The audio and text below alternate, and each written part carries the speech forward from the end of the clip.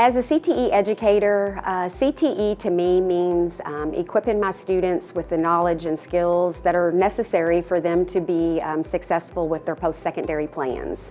Allowing students to apply their knowledge and skills in the classroom to real-world scenarios and work experiences better prepares them for their adult life as well as their careers.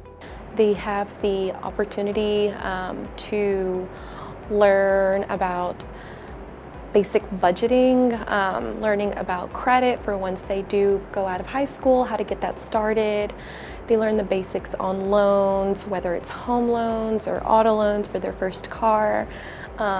We do have people that just need basic answers to questions, and we're here to help them.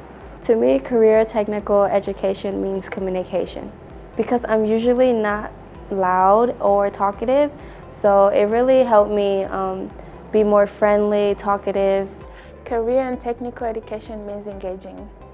Engaging means getting involved with people and helping them solve problems. This class also helps me prepare myself for college and for any real-world work experiences, not only within school but outside of school. To me, CTE means integrity. Integrity means to do the right thing even when nobody is watching.